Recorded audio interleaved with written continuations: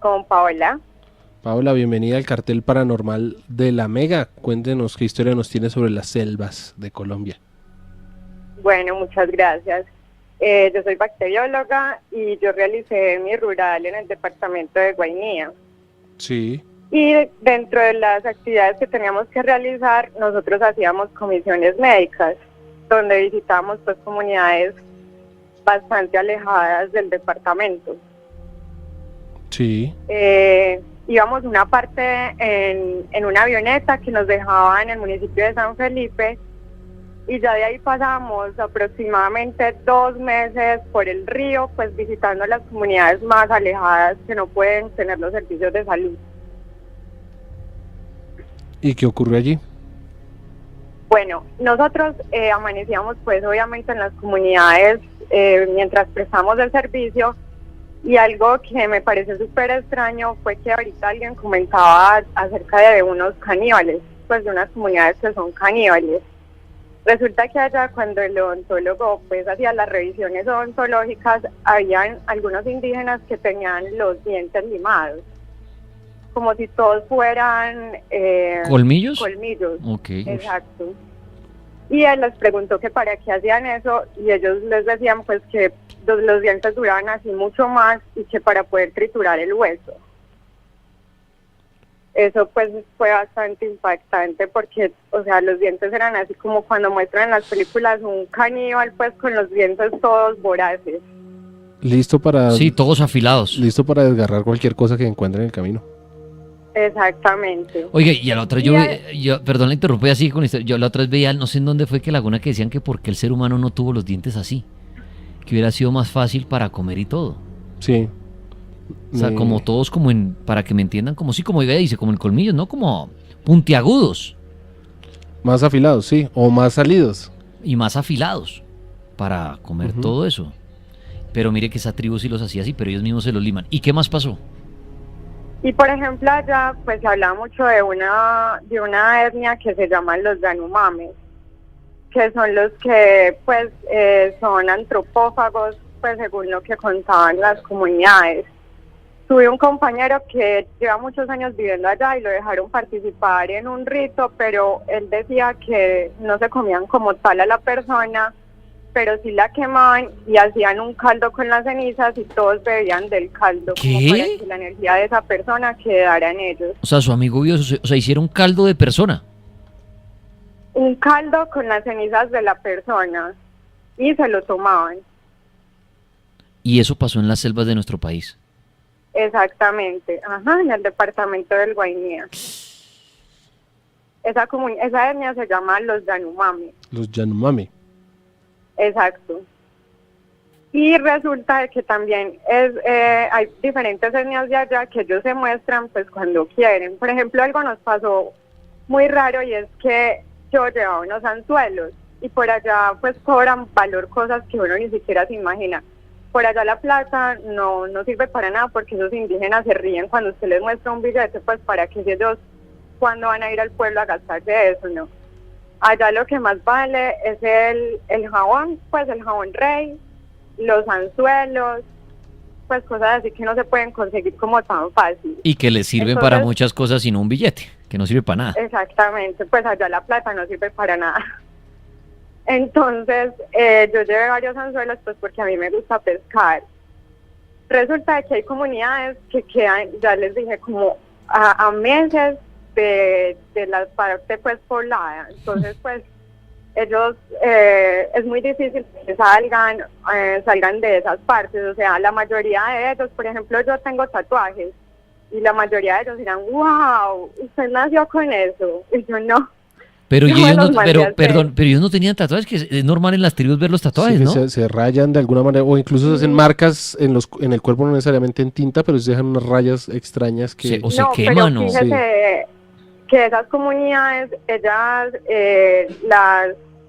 estuvieron visitándolas, como por decir, unos testigos de Jehová hace mucho tiempo, y les quitaron todas esas costumbres. Yo me leí un libro por allá de los que repartían los testigos de Jehová, donde hablaban la persona que los adoctrinó era de apellido Müller y ella les quitó todo eso, o sea, ellos ya se visten pues con lo poco que tienen, ya no son desnudos como antes, ya no se pintan, ya nada, o sea, ya eso, muchos de ellos ya se olvidaron de eso, se olvidaron de todas las costumbres que tenían. Pero fíjese que aunque en las comunidades hay unas que tienen radio, pero las otras no, aunque no tuvieran radio, no pasara por ahí una embarcación, nada, porque ya les he dicho que quedan súper lejanas, todos se enteraban de lo que usted llevaba, o sea, todos sabían que yo tenía anzuelos y no sé de dónde ya lo sabían. ¿Y se los quitaban? Bueno, que por allá no pasaban embarcaciones, nada. ¿Y se los quitaban o había como una especie de negociación? No, ellos me los cambiaban por pescado, cosas así para comer. Ellos para eso sí no son deshonrados, no. ¿Y el tiempo que usted estuvo allí o algo, ya que nos contaba esta historia de estas tribus y del caldo de ceniza de humano y todo, ¿le pasó algo relacionado con las brujas, los fantasmas que tanto se oyen en la selva? Pues resulta que por allá uno vive muchas cosas. Yo la otra vez hice un en vivo con ustedes y les contaba que yo no creía mucho, o sea, me fascinaba el tema, pero yo siempre decía, bueno, que se me aparezca algo, tan siquiera para yo tener una certeza, y por allá pues creo que afiancé muchas cosas acerca de lo espiritual, porque allá se le encuentro con todo lo desconocido.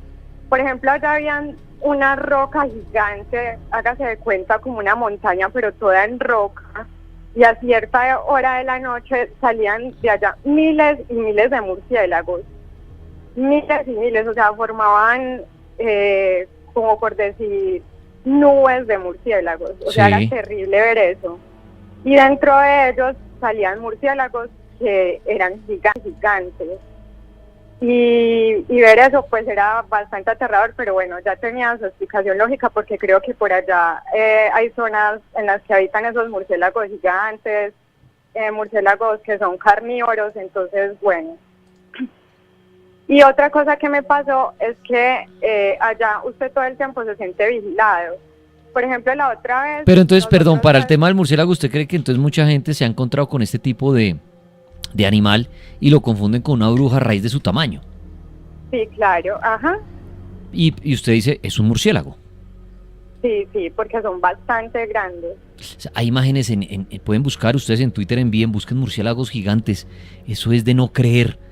Ahí sí parecen personas. Hay uno que se hizo viral porque la gente no creía, pero eso creo que es en la India que está ese murciélago, que es casi el tamaño de un perro, de un gran danés, pues. Yo tengo una amiga que vive en unas islas en el Japón. Sí. Y me dice, Dani, ¿sale usted y se cuelgan de los cableados de las luces? Y me dice, son enormes, pero grandes, es de que parecen de película. Y son colgados y la gente los quiere mucho. Y me dice, parecen un perro con alas. Sí, me sí, decía, los he visto. Y las caritas como de un perrito. Sí. Y hay gente y ellos están ahí y no hacen nada, sino comen fruta y todo, pero me dice, Dani, esto es enorme. O sea, un animal de estos, o sea, le aparece a alguien y la gente cree que es, ahí sí, el típico vampiro. Alguien extranjero lo ve, alguien que no está acostumbrado, pues, y se asusta. Pero los hay, manden fotos en Twitter. Sí. Bueno, y entonces nos iba a contar, nos estaba contando la historia, bueno, de los murciélagos, y ahí iba a pasar a otra. Bueno, otra cosa que me sucedió es que allá casi todo el tiempo uno se siente como observado, como vigilado, bueno, en fin. Porque resulta de que a nosotros casi siempre nos mandan con el que dicen pues el marinero, ¿cierto? Que es y con un líder de la comunidad, porque esas comunidades son muy organizadas, entonces usted tiene que pedir permiso para que lo dejen quedar, decir cuánto se va a quedar la comisión, y ellos tienen que aprobar todo eso, o sea, ellos prácticamente ponen las condiciones de todo y uno casi siempre les tiene que decir que sí por varias cosas que han pasado. Bueno, entonces uno se siente vigilado. Allá el que nos mandan en la comisión médica sabe la mayoría, allá manejan muchas lenguas, están los curripacos, los cuinabe, bueno, entonces cada una pues tiene su manera de comunicarse.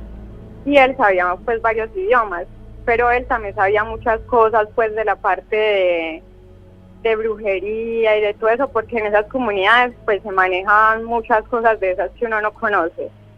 Resulta que ese día nosotros estábamos como quemando la basura y yo vi un pájaro, eran acerca de las 10:30 de la noche, y yo vi un pajarito y cantaba, y me pareció súper raro, pues un pájaro cantando a esa hora. Entonces, pues a mí me dio como por responderle el silbido. Cuando pues ese capitán de la comunidad me dijo que no hiciera eso, que porque lo estaba llamando a vigilarme en la noche. No, yo escuché eso y yo toda la noche ahí en la hamaca pensando, ay, hijo de madre. Cuando, claro, llegó cerca de la 1, 2 de la mañana y yo escuché pisadas alrededor de la hamaca. Y yo alumbraba para un lado, para el otro, nada. Pero toda la noche me estuvieron haciendo ronda. Y cuando me desperté, miré hacia abajo y en el lodo estaban puras pisadas hacia alrededor de mi hamaca y solamente alrededor de mi hamaca. Bueno, pues historias, misterios en las selvas colombianas. ¿Va a volver pronto a las selvas? Yo ya he vuelto 2 veces luego de eso a las mismas comunidades, o sea, ya hay diferentes comisiones, Guainía Alto, Guaviare, Guainía Bajo.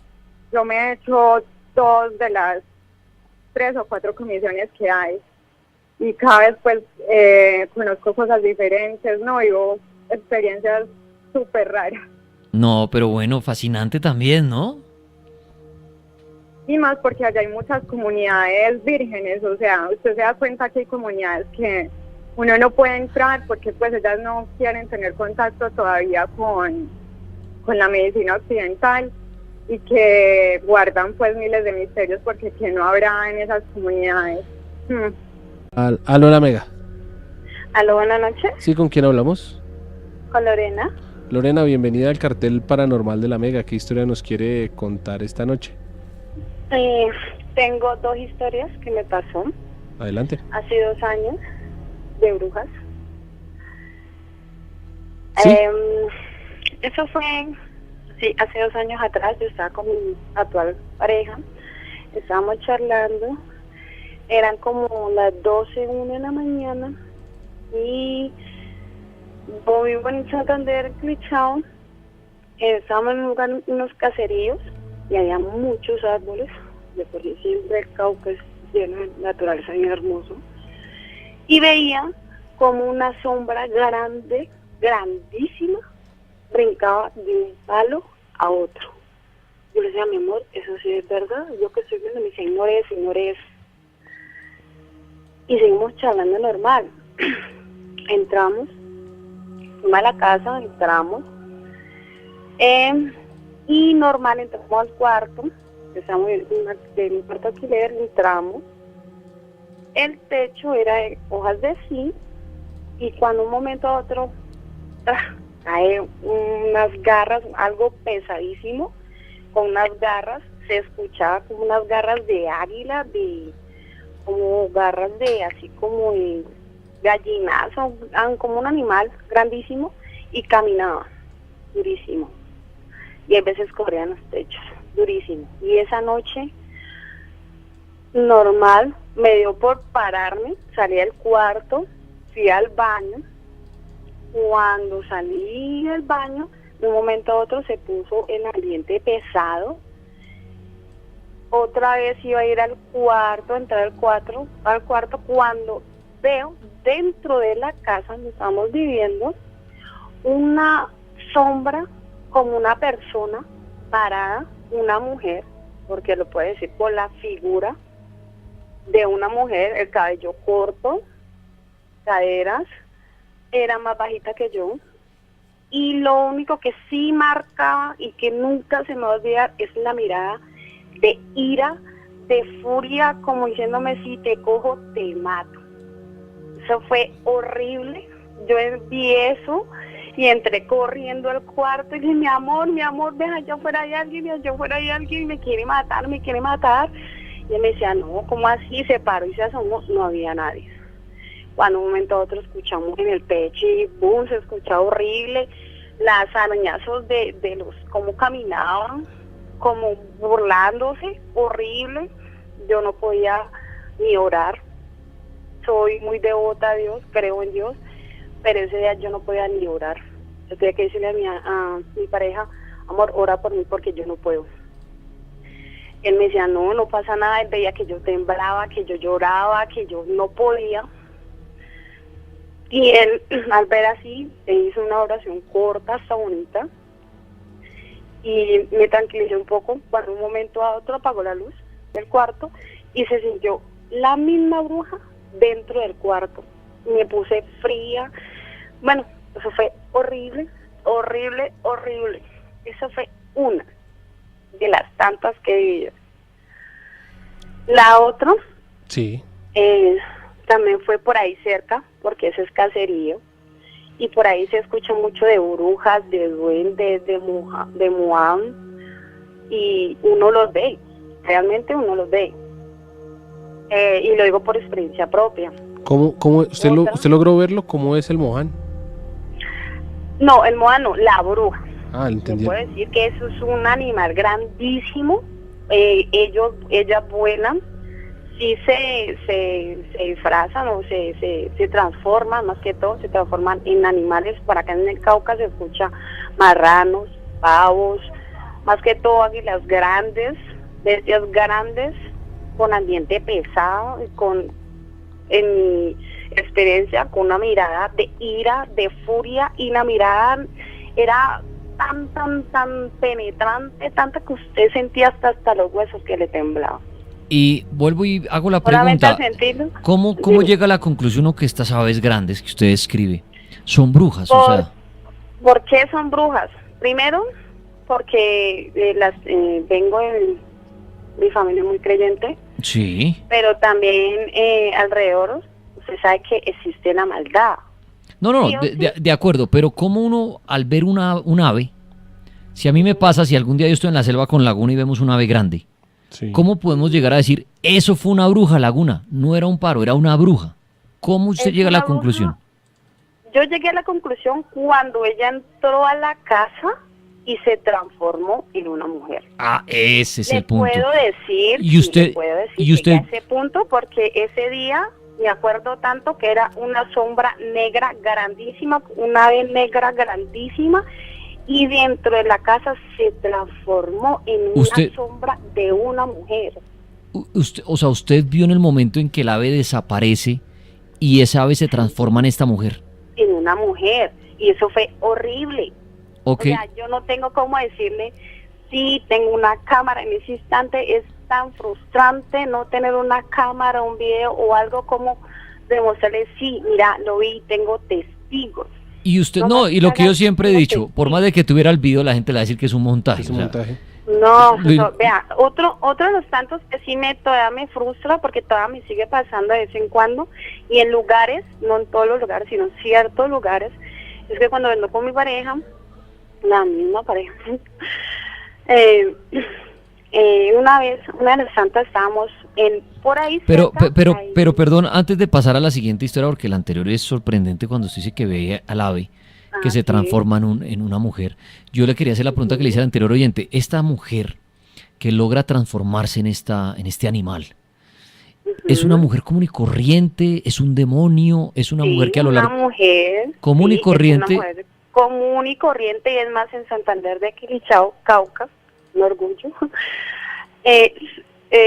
Muchas historias de brujas, y hay historias, los policías los pueden Por eso. decir. que Pero han mi pregunta encontrado es, ¿estas mujeres cómo logran llegar a tener... transformarse. Si llegar a tener ese don que suena de película, o sea, que un humano pueda transformarse en animal, ¿usted cómo Lo cree hacen. cómo cree que logran esto?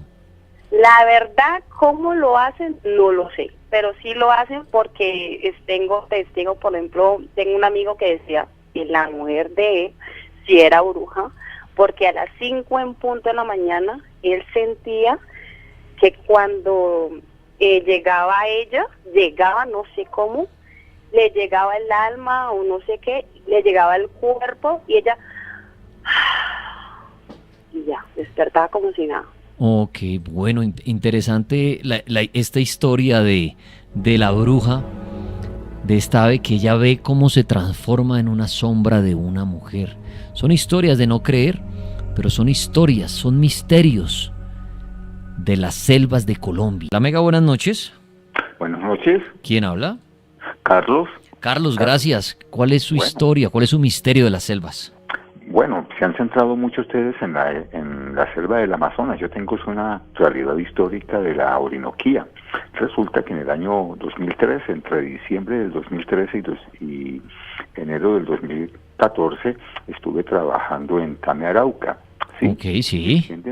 En ese momento estaban extendiendo el oleoducto bicentenario y las petroleras necesitaban pues llevar agua para hacer las excavaciones, y en ese mismo momento también estaban haciendo la vía unos españoles para unir a Tame con Puerto Boyacá y con Puerto San Salvador en Boyacá. Bueno, entonces a mí me asignaron por favor que me quedara en el río Puna Puna, que era una selva lluviosa tropical, Sí. para inspeccionar que hicieran buen uso del agua las carros cisternas que llevaban agua a las excavaciones de la carretera o del oleoducto bicentenario. Bueno, resulta que en esa vía pues pasaban los guaíbos, habitantes de esa región, y entonces 1 mes, 2 meses, 3 meses, alguno de esos guaíbos me habló, me dijo, por favor, cuide ese bosque, especialmente cuide este cedro amarillo. Bueno, ¿y eso por qué? Dice, no, resulta que mi esposa, y es una costumbre de nosotros, sembramos un árbol, y en ese árbol joven sembramos las secundinas después de un parto, el cordón umbilical, el útero, los nodos de sangre que elimina la señora cuando está pariendo, Sí. los enterramos ahí.